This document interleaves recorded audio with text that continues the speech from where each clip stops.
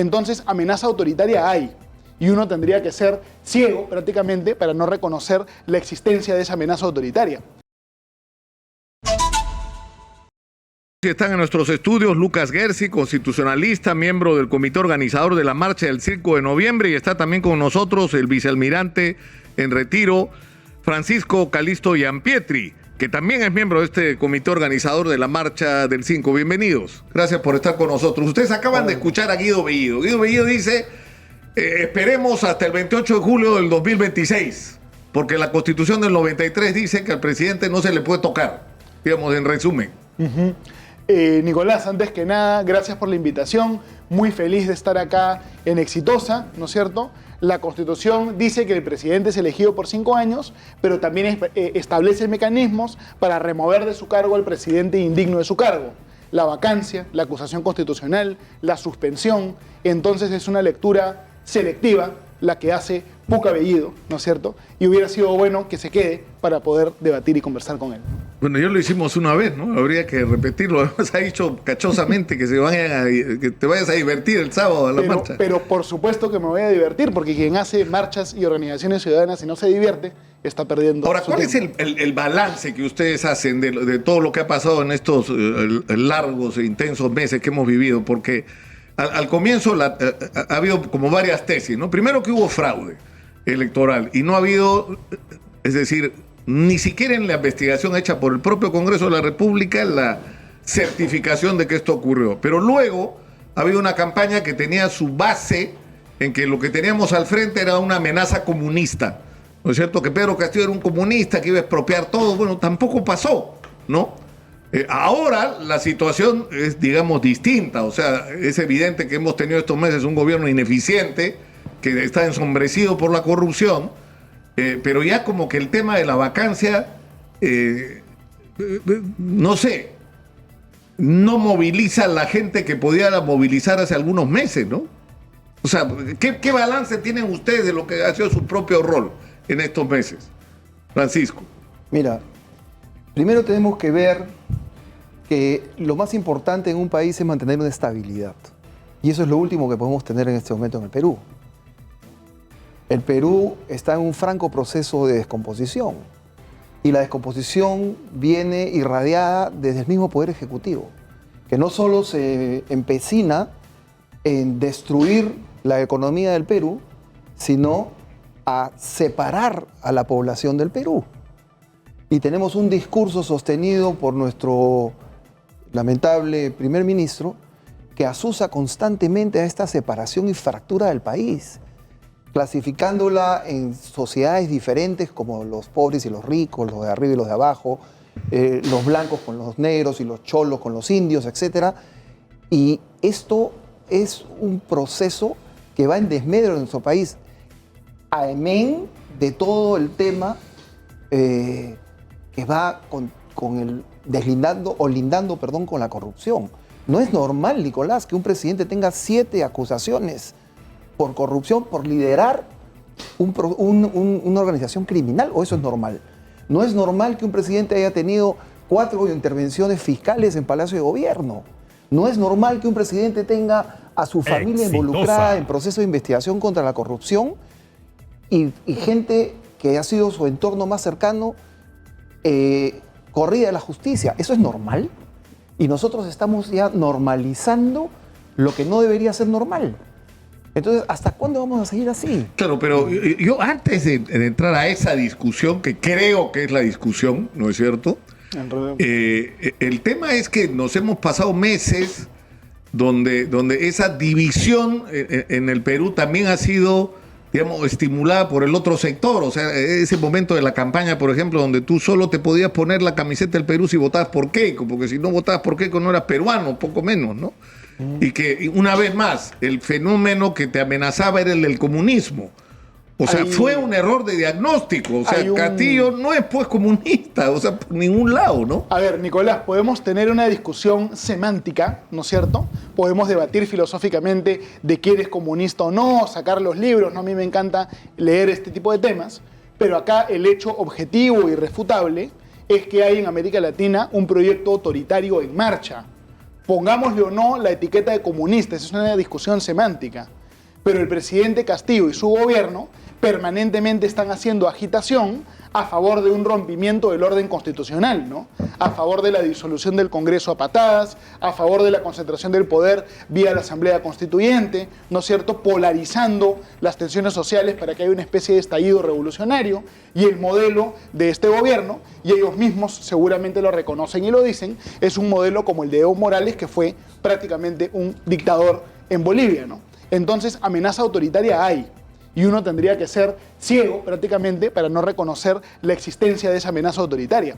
Y si la amenaza autoritaria no se ha manifestado, no es porque el gobierno no ha querido, sino porque el gobierno no ha podido, precisamente por el trabajo sostenido que ha hecho la oposición en el Congreso, en las calles, en la prensa, en la sociedad civil, incluso en este mismo canal, ¿no?, que se le ha chancado también al gobierno. Entonces, el Estado de Derecho de las instituciones las tenemos que cuidar. Si no las cuidamos, las perdemos.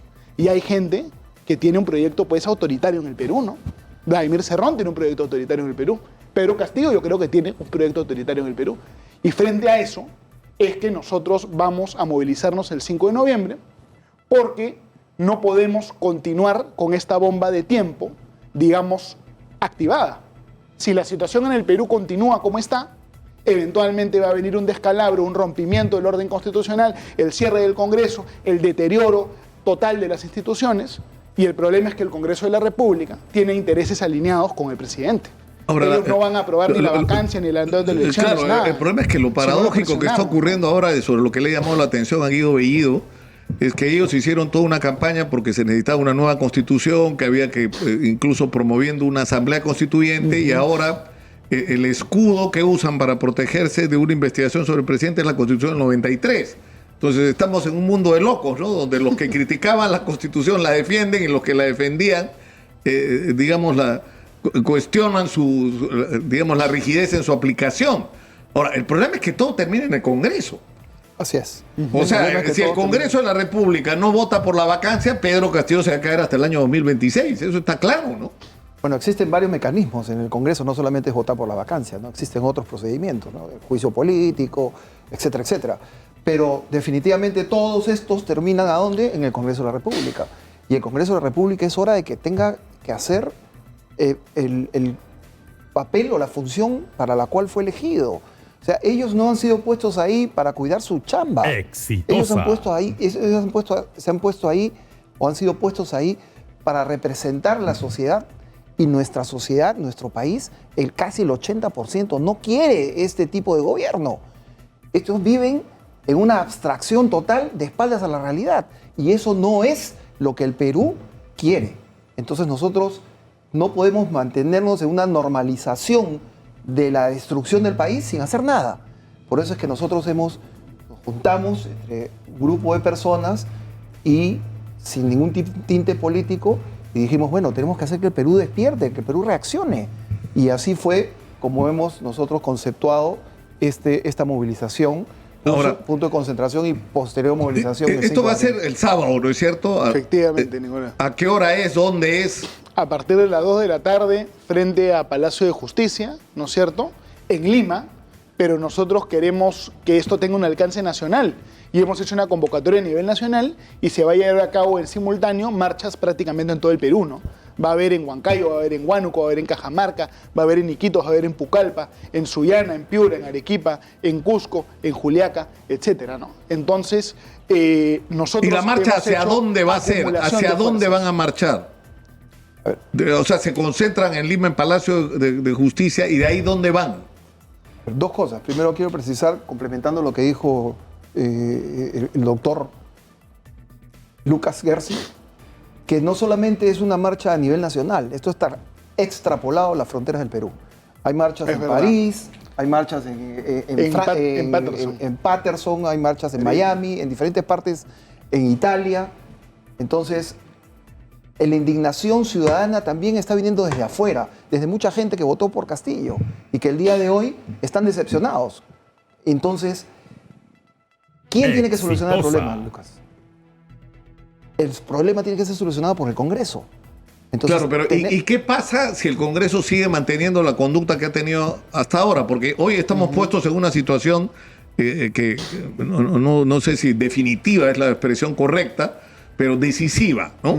¿Por qué? Porque la Fiscalía de la Nación ha presentado una denuncia constitucional donde en resumen dice, el artículo 117 no te permite acusar al presidente, pero la Convención Internacional de Lucha contra la Corrupción de Naciones Unidas te dice que cuando hay una confrontación entre las prerrogativas de protección que tenga un funcionario y la evidencia de actos de corrupción que no pueden terminar en la impunidad, tienes que buscar la fórmula para que prevalezca la lucha contra la corrupción y no ocurra la impunidad.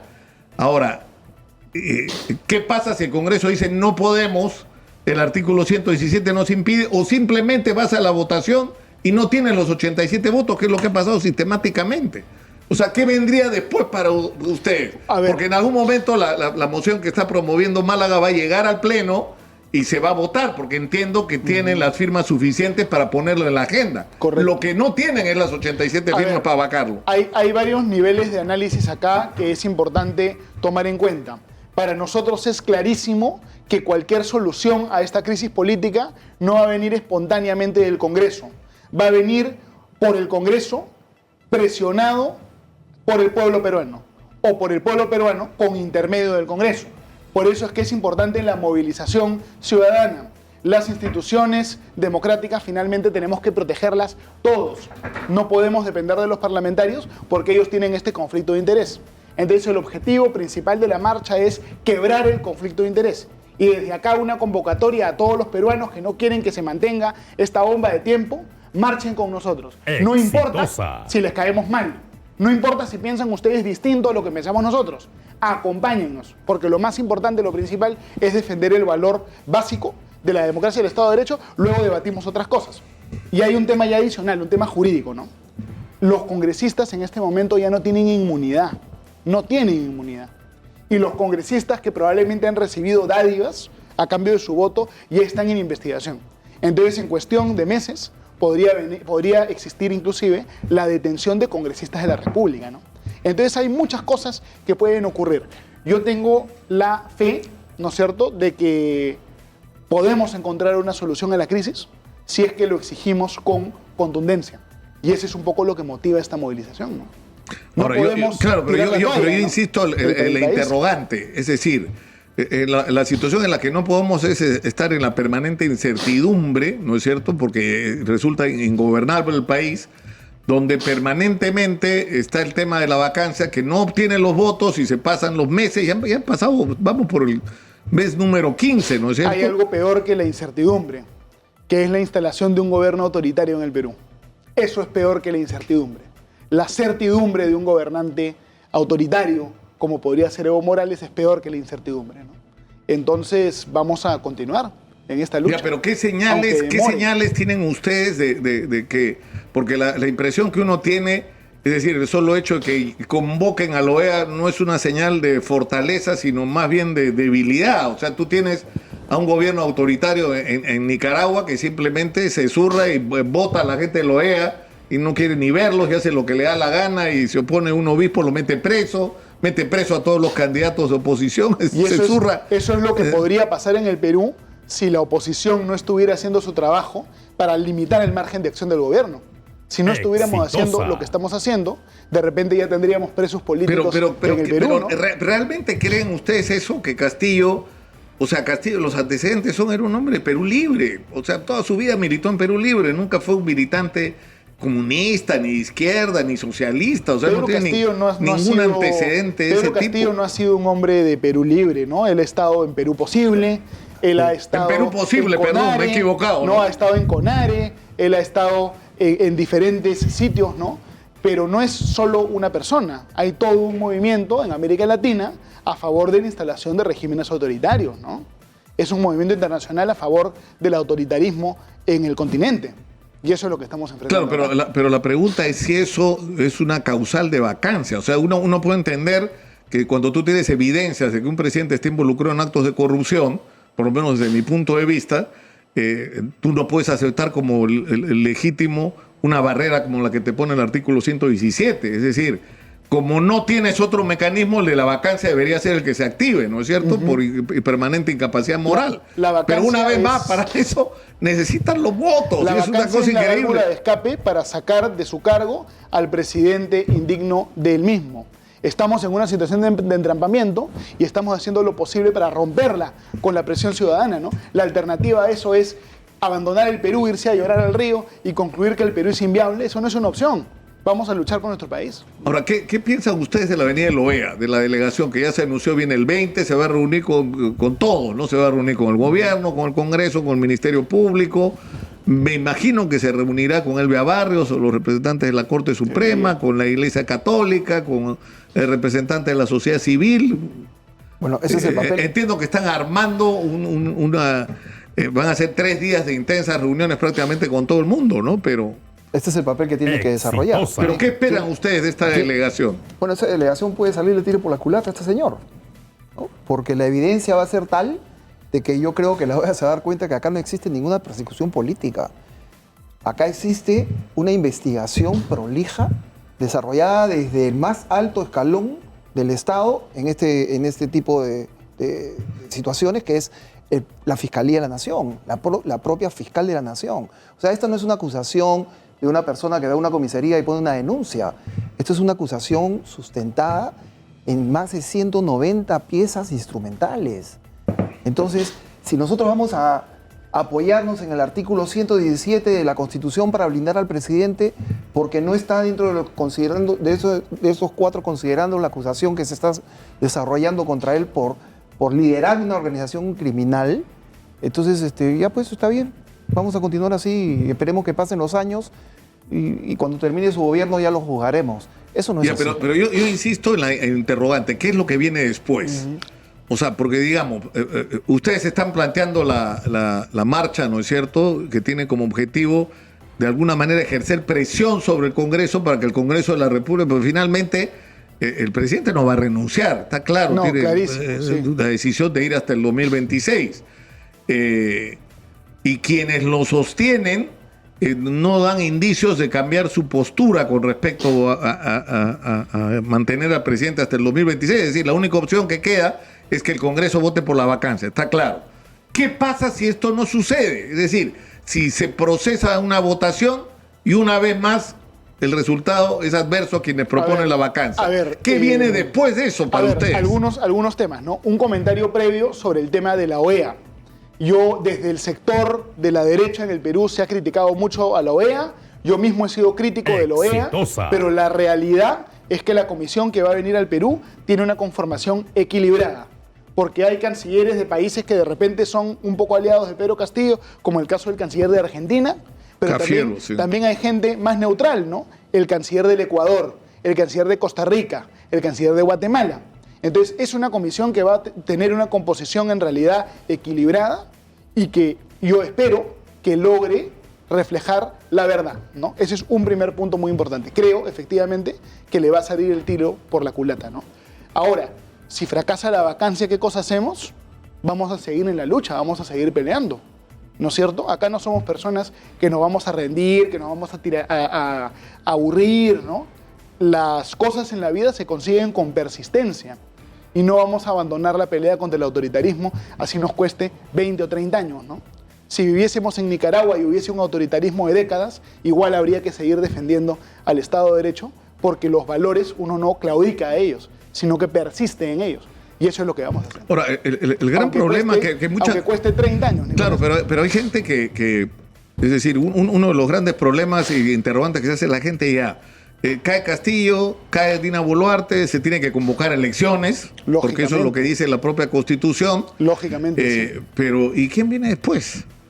Esa es la pregunta. O sea, ¿existe en este momento alguna fuerza política que despierte la expectativa, la ilusión, la fe de los peruanos? ¿O eso es una tarea? Y estoy hablando de todos los sectores políticos, ¿no? Los liderazgos políticos se descubren en la cancha. A priori uno no los conoce. Aparecen, se descubren, ¿no? Y yo creo que hay figuras jóvenes en la política en todos los sectores que están teniendo... O sea, el proyecto, es decir, cuando yo pregunto qué viene después, es decir, así no logres la vacancia presidencial de Castillo, lo que debería surgir es una nueva organización política de aquellos que se han juntado para pelear contra Castillo, diferentes a las que han existido, Mira, por ejemplo? la Posiblemente política es una, Posiblemente es una realidad que evoluciona constantemente. No es nada estático. En este momento tenemos un entorno que está claramente definido con este problema.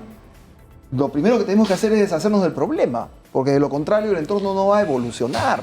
Entonces, ¿cuáles serán los liderazgos que vengan después? Los liderazgos vendrán y se construirán.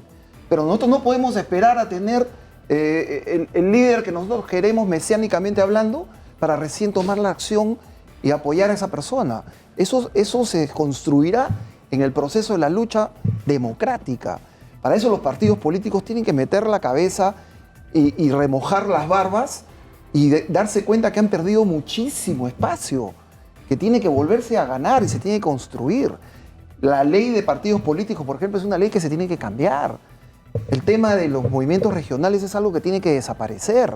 El fortalecimiento de los partidos políticos per se tiene que darse y estructurarse en todo el país. Tenemos que ir terminando por hoy. ¿Cómo no? Muchas gracias por estar acá. Esto es un espacio abierto. Hemos visto ustedes en una hora, hemos hablado con Guido Bellido, con Pero lo has debido ustedes. dejar acá, pues, para que vean con nosotros. Pero lo organizamos para la próxima semana. Lo organizamos para la próxima semana. Feliz de conversar con Perfecto. Lo vamos a hacer, Conversar un un debate poco. la próxima semana. Guido Bellido con... ¿no? Cuca Friedman. Cuca Friedman. Claro, estaba Un saludo a de unas Guido. declaraciones bastante liberales que estaban Sí, sí, interesantes. sí. Cuca Friedman es ahora. Muchas gracias por estar acá. Gracias a ustedes. No, Nos vemos el 5 a las no. 2 de la tarde.